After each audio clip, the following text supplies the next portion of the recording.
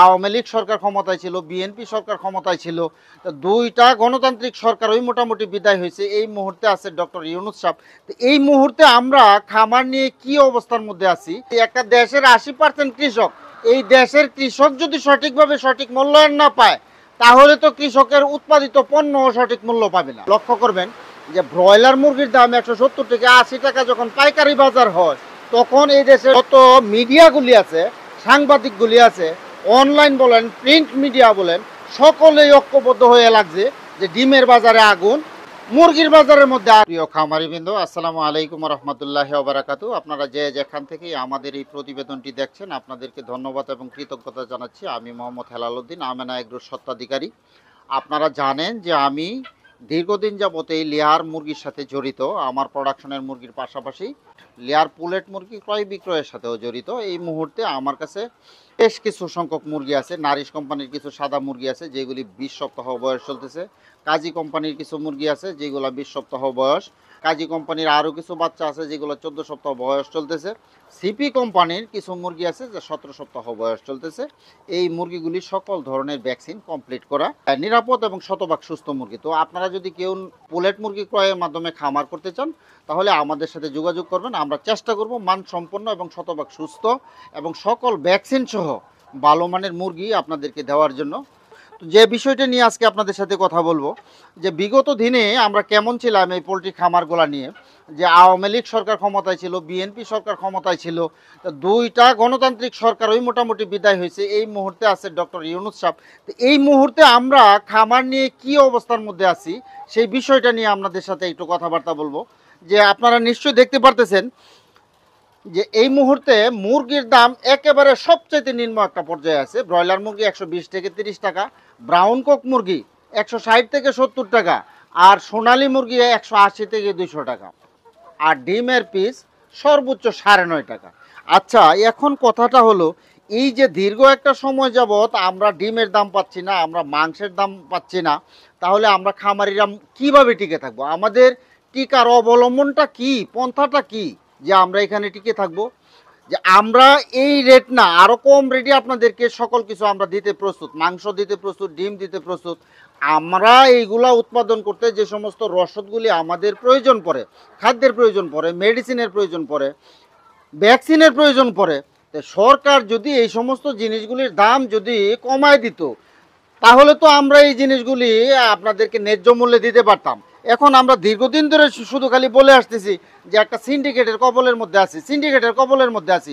তো সিন্ডিকেট ডিম আর মাংস এইগুলো সিন্ডিকেট থেকে আউট হয়ে গেল, তাহলে খাদ্য, ওষুধ, ভ্যাকসিন এইগুলো সিন্ডিকেট কেন? এইগুলোর দাম কেন কমে না? এই জিনিসগুলির দাম যদি আপনারা কমায় দিতে পারেন, তাহলে তো আমরা আপনাদেরকে স্বল্প মূল্যে আমরা জিনিসটা দিতে পারতেছি, আর দেওয়ার পরক্ষণে আমরা নিজেরাও কিছু না কিছু স্বাবলম্বী হইতে পারতেছি। আর আমরা যদি স্বাবলম্বী হই, তাহলে এই দেশ স্বাবলম্বী হবে। আর আমরা যদি স্বাবলম্বী না হই, তাহলে কি এই দেশ স্বাবলম্বী হবে? অবশ্যই হবে না। আমরা চাই এই দেশের সকল পণ্য ন্যায্য একটা মূল্য থাকুক। আমরা উৎপাদনমুখী কাজের মধ্যে আছি। একটা দেশের 80% কৃষক, এই দেশের কৃষক যদি সঠিকভাবে সঠিক মূল্যায়ন না পায়, তাহলে তো কৃষকের উৎপাদিত পণ্য সঠিক মূল্য পাবে না। তো এই জন্য সরকারের দায়িত্বশীলবৃন্দ যারা আছেন, আপনারা এই বিষয়গুলি অবশ্যই নজর দিবেন যে আমরা কিভাবে এইখান থেকে ন্যায্য মূল্য পাবো, সঠিক জিনিসের সঠিক দামটা পাবো, তাহলে আমরা এই সেক্টরের মধ্যে টিকে থাকবো। আর যদি আপনারা যদি আমাদেরকে সঠিকভাবে মূল্যায়ন না করেন, তাহলে এই যে এই দেশের প্রান্তিক খামারি যারা আছে, তারা আস্তে আস্তে আস্তে আস্তে বিলীন হয়ে যাবে। আর এই দেশের যে সমস্ত প্রতিষ্ঠিত কোম্পানিগুলি আছে, CP, Nourish, diamond, quality, new hope, Paragon, তারা এই যে সমস্ত পণ্যগুলি আছে তারা বাজারজাত করবে, তারা নিয়ন্ত্রণ করবে, তারাই সিন্ডিকেট করবে। আর আমরা তখন প্যাকেটজাত জিনিস তারা যেই রেট দেয়, এই রেটেই আমাদের কিনে খেতে বাধ্য হব। আমাদের নির্ধারিত কোনো রেটে তারা এই প্রোডাক্টগুলি সেল করবে না। এই জন্য সরকারের দায়িত্বশীল ব্যক্তিবর্গ যারা আছেন, তারা অবশ্যই এই জিনিসগুলি খেয়াল রাখবেন। আপনারা নিশ্চয়ই একটা জিনিস খেয়াল করবেন যে বিগত কিছুদিন আগে এক পিস ব্রয়লার বাচ্চার দাম ছিল 105 টাকা থেকে 115 টাকা। সেই ব্রয়লারের বাচ্চার দাম এখন 2 থেকে 5 টাকা। তাহলে 2 থেকে 5 টাকা ব্রয়লারের বাচ্চার দাম যদি থাকে, এতে করে যদি কোম্পানি যদি টিকে থাকতে পারে, তাহলে 115 টাকা কেন বাচ্চাটার দাম হলো?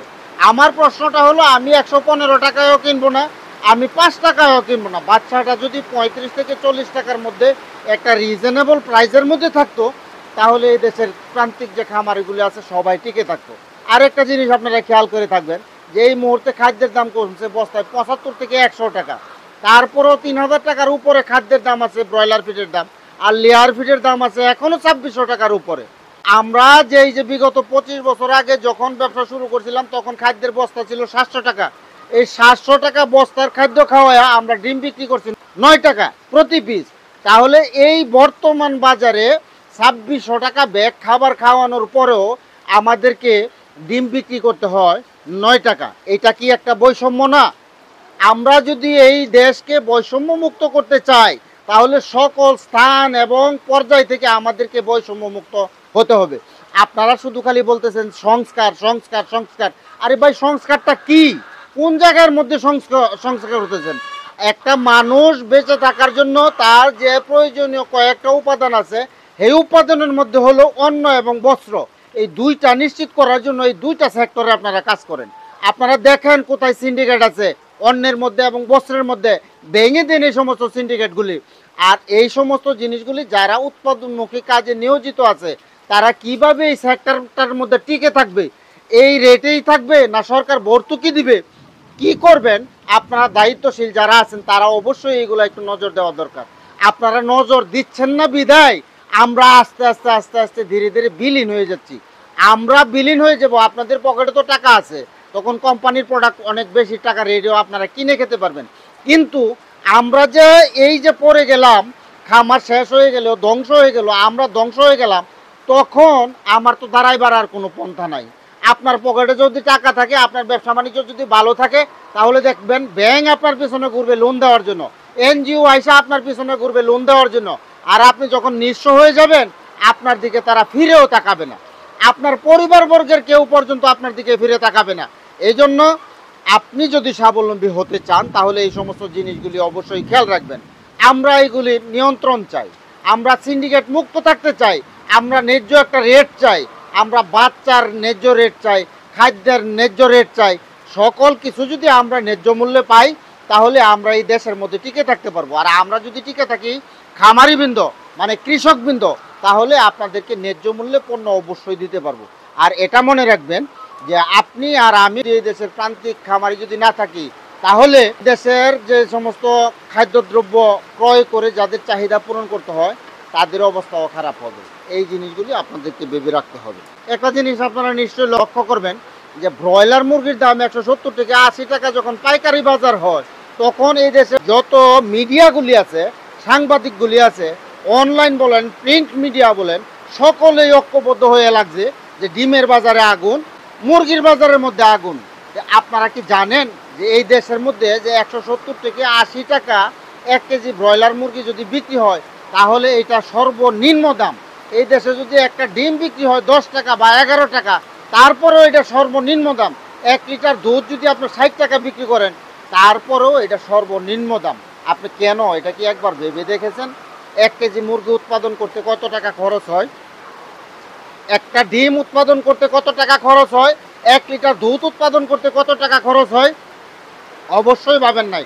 আপনি যদি ভাবতেন, তাহলে খাতা কলম নিয়ে হিসাব করতেন, ক্যালকুলেশন করতেন যে এই জিনিসগুলো উৎপাদন করতে তার কস্টিং কত, তাহলে আপনি এই পত্রিকার পাতার মধ্যে অথবা অনলাইন মিডিয়ার মধ্যে বলতেন না, লিখতেন না যে এই সকল বাজারের মধ্যে আগুন। এই আপনারাও সাংবাদিকবৃন্দ যারা আছেন, আপনারাও সতর্কতা অবলম্বন করা দরকার। আপনারা এটা দাবি করেন যে আমরা জিনিসের দাম কম চাই, আরও কম চাই, সরকারের কাছে আবেদন করেন যে এই সমস্ত খাদ্য, ঔষধ, ভ্যাকসিন, কর, ভ্যাট, যাবতীয় যা কিছু আছে সব কিছু প্রত্যাহার করেন। এরপরেও যদি না কমে, তাহলে কৃষক এবং খামারিদেরকে ভর্তুকি দেন, তাহলে আমরা এই জিনিসগুলি তো কম রেটে দিতে পারি।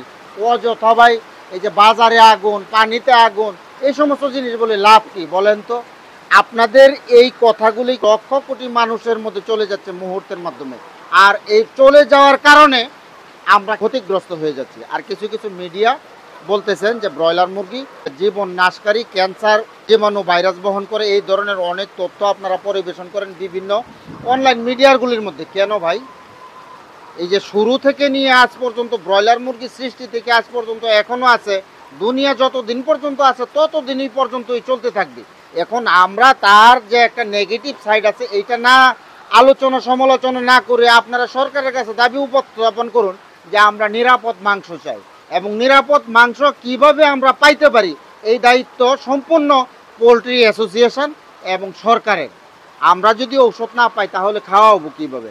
আর ঔষধ ছাড়া মুরগি এবং ব্রয়লার ডিম কিভাবে উৎপাদন করব যে অর্গানিক পদ্ধতিতে, সেই কাজটা তো সরকারের, এই কাজটা তো আর আমাদের না। এই পদ্ধতিতে তো আমরা বুঝি না। এখন কথাটা হলো আপনারা এই জিনিসগুলি সাংবাদিকবৃন্দ যারা আছে, নর্মাল মিডিয়াতে যারা কাজ করেন, তারা অবশ্যই নজরের মধ্যে রাখবেন। ভাই জেনে রাখুন, আপনারা যেমন অক্লান্ত পরিশ্রম করে সংবাদ সংগ্রহ করতেছেন, আর আমরাও কিন্তু অক্লান্ত পরিশ্রম করে একটা ডিম উৎপাদন করতেছি, 1 লিটার দুধ উৎপাদন করতেছি, 1 কেজি ব্রয়লারের মাংস উৎপাদন করতেছি। এই যে এখন বৈরী আবহাওয়া চলতেছে, আবহাওয়ার মধ্যে আপনি হয়তো বা কোথাও বসে আছেন, নয়তো বা কম্বল মুড়ি দিয়ে শুয়ে আছেন, আমরা এখানে অক্লান্ত পরিশ্রম করতেছি। আমাদের ঝড় বৃষ্টি বলতে কোনো কিছুই নাই। কৃষক এই দেশের সেবায় 24 ঘন্টা অক্লান্ত পরিশ্রম করতেছে। আপনি জানেন যে অনেক লোকে মৌখিকভাবে বলে থাকে যে ডিম পারে হাঁসে, খায় বসে।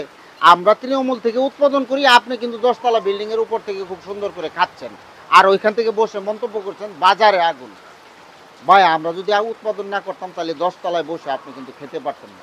তাহলে মন্তব্য করলে অবশ্যই ভেবেচিন্তে মন্তব্য করবেন। আমরা প্রত্যেকটা জিনিস চড়া মূল্যে আমাদেরকে ক্রয় করতে হতেছে। আপনি ফিড বলেন, ঔষধ বলেন, ভ্যাকসিন বলেন, আর এইগুলি উৎপাদনের জন্য প্রধান রসদ হলো জ্বালানি তেল। জ্বালানি তেলের দাম বেশি, লেবারের কস্টিং বেশি, সকল কিছু বেশি। এখানে কম বলতে কোনো কিছু নাই। আমরা যে জিনিসগুলি উৎপাদন করতেছি আমরা বিক্রি করতেছি কম মূল্যে, কিন্তু আমাদেরকে কিনতে হইতেছে চড়া মূল্যে। এই জিনিসগুলি তো আপনারা খেয়াল করবেন যে বিগত সরকারের সিস্টেমেই চলছে দেশ, ব্যবসার নাই কোনো পরিবেশ, সকল কিছুই শেষ। আমরা কোথায় যাব? এই জন্য বর্তমান সরকারের দায়িত্বশীলবৃন্দ যারা আছেন, ব্যক্তিবর্গ আছেন, এবং প্রাণী সম্পদ মন্ত্রণালয়ে যারা দায়িত্বপ্রাপ্ত আছেন, আমাদের এই ক্ষুদ্র মানুষের ক্ষুদ্র কথাগুলি যদি আপনাদের চোখের সামনে কখনো বেশি আসে আর আপনারা যদি কখনো শুনেন, তাহলে আমরা কিভাবে প্রান্তিক খামারি হিসাবে আমাদের ন্যায্য যে অধিকার, এই অধিকার ফিরে পাবো, সেই লক্ষ্যমাত্রা নিয়ে আপনারা কাজ করবেন বলে আশা করছি। তো প্রিয় খামারিবৃন্দ, দীর্ঘ একটা সময় নিয়ে এই সংক্রান্ত বিষয় নিয়ে আমরা কথাবার্তা বললাম যে বর্তমান সরকার অনেক জিনিসের দাম মোটামুটি নিয়ন্ত্রণের মধ্যে রাখছে, এইটা অবশ্যই সকলকে বলতে হবে। এখন বর্তমানে 1 কেজি পেঁয়াজের দাম 50 টাকা, এটা রিজনেবল একটা প্রাইসের মধ্যে আছে। খোলা বাজারে বিক্রি হচ্ছে 50 টাকা। তাহলে কি একজন কৃষক কি 50 টাকা ন্যায্য মূল্য সে পাইছে? অবশ্যই সে পায় নাই। সে হয়তো বা 30 টাকা বা 35 টাকার ঊর্ধ্বে সে পায় নাই। এখন আপনাকে লক্ষ্য রাখতে হবে যে 1 কেজি পেঁয়াজ যে সে উৎপাদন করে 35 টাকা বিক্রি করলো, এই 1 কেজি পেঁয়াজ উৎপাদন করতে তার কত টাকা খরচ হয়েছে। এটা যদি আপনি খরচ যদি হিসাব না করেন, ক্যালকুলেশন যদি না করেন, এই কৃষক একদিন বিলীন হয়ে যাবে। সে আপনার পেঁয়াজ চাষ করবে না। আর সে যদি পেঁয়াজ চাষ না করে, তার মতো অনেক কৃষক এখানে বিমুখ হয়ে যাবে। আর বিমুখ যখন হয়ে যাবে, আমাদের দেশের উৎপাদন যদি কমে যায়, তাহলে আমাদেরকে অন্যের উপর নির্ভর করতে হবে। তখন হয়তো বা বার্মা যাইতে হবে, ইন্ডিয়া যেতে হবে, পাকিস্তান যেতে হবে, চীন যেতে হবে। এই সমস্ত দেশ থেকে লোভিং গ্রুপিং করে আমাদেরকে এই সমস্ত পণ্যগুলি আমদানি করতে হবে। এই জন্য আমরাও চাই যে আমাদের দেশের মধ্যে সকল ধরনের পণ্যগুলির দাম কম থাকুক, আমাদের আওতার ভিতরে থাকুক, নাগালের ভিতরে থাকুক। এই কম মূল্য রাখার জন্য যে উৎপাদনমুখী সেক্টরগুলি আছে, কৃষকগুলি আছে, এইগুলি আপনাদেরকে দেখতে হবে। 1 কেজি পেঁয়াজ উৎপাদন করতে কত টাকা খরচ হয়, 1 কেজি ব্রয়লার মুরগি উৎপাদন করতে কত টাকা খরচ হয়, একটা ডিম উৎপাদন করতে কত টাকা খরচ হয়, 1 লিটার দুধ উৎপাদন করতে কত টাকা খরচ হয়। সকল কিছু যদি আপনি ক্যালকুলেশন করেন, তাহলে আমরা যদি সকল দিক থেকে ভর্তুকি এবং কম মূল্যে যদি আমরা জিনিসপত্র পাই, তাহলে আপনাদেরকে নিশ্চয়তা দিতেছি যে আমরা কম মূল্যে অবশ্যই আপনাদেরকে পণ্য সরবরাহ করতে পারবো। তবে এই মেন্টালিটি থেকে আপনারা দূরে সরে আসুন যে আপনারা নোবেল বিজয়ী একটা সরকারের আমলের মধ্যে আছেন বা আমরা আছি, আমরা নিত্য প্রয়োজনীয় জিনিসপত্র কম মূল্যে খেতে চাই, আমরা খাচ্ছি বা খাবো। এর বিপরীতে আমাদের এই দেশের প্রান্তিক যে খামারিগুলি আছে তারা টিকবে না, তাহলে কিন্তু আমাদের কপালেও কিন্তু ভবিষ্যতে দুর্গতি আছে। তো এই সমস্ত উৎপাদনমুখী সেক্টরের মধ্যে আমরা যারা আছি, আপনাদের দায়িত্ব হলো আমাদের খোঁজখবর রাখা এবং আমরা কিভাবে এইগুলি উৎপাদন করতেছি সব কিছু নজরদারির মধ্যে রাখা। আমরাও আপনাদেরকে অর্গানিক ফুড আমরা দিতে পারবো। এখন অর্গানিক ফুড যদি আমরা দিতে চাই তাহলে সেই সিস্টেমটার মধ্যে আমাদেরকে নিতে হবে। তো প্রিয় খামারিবৃন্দ, দীর্ঘ একটা সময় কথাবার্তা বললাম, যে অনেক অবাঞ্ছিত কথাবার্তা বলে যদি আপনাদের মনের মধ্যে কোনো ধরনের কষ্ট দিয়ে থাকি, ক্ষমা সুন্দর দৃষ্টিতে দেখবেন। ভালো থাকবেন। আসসালামু আলাইকুম রহমতুল্লাহি ওয়া বারাকাতুহু।